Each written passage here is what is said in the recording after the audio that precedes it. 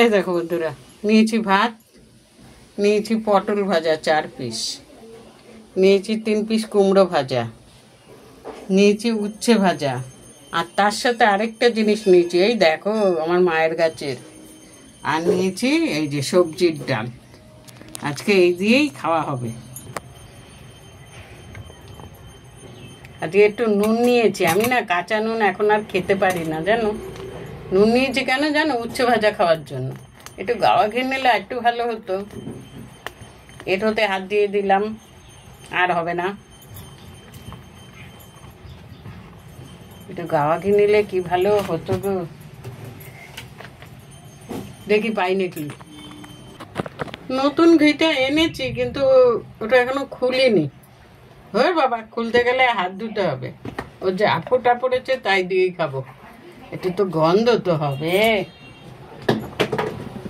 এই দেখো আরেকটা কিনে এনে রেখেছি, দেখেছো?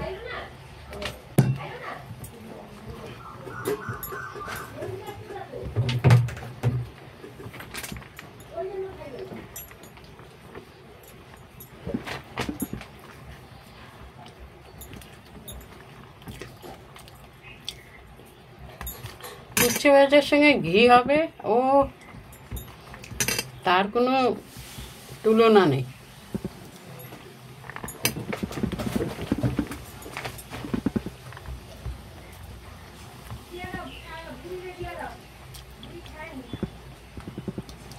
কাকু হসপিটালে ভর্তি হয়েছিল, হালুশেরের কাকু বাড়ি এসেছে।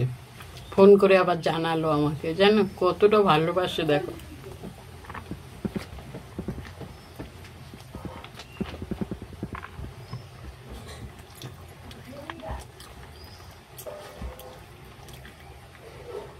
এই দাদার জ্বর কমেছে, কাশিটা অল্প অল্প আছে।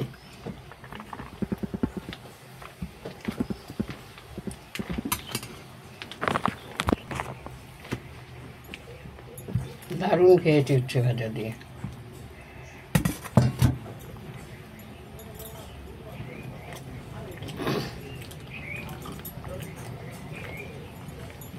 রাস্তায় গেছিলাম, কাজটা হয়নি না, আমার খুব রাগ হচ্ছে।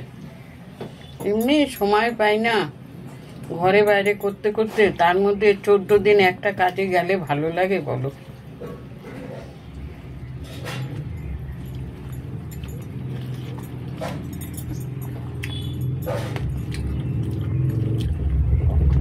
জবাব নেই আমার ডালের।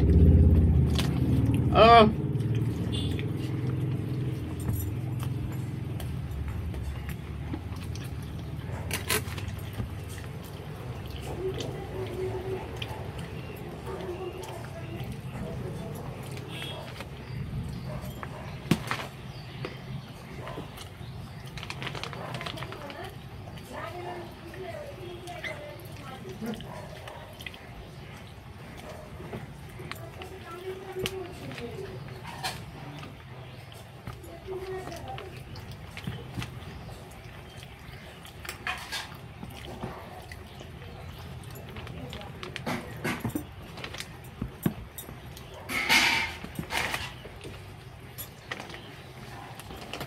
ডালটার এত ভালো গন্ধ হয়ে গেছে, মশাও খেতে চলে এসছে জানো।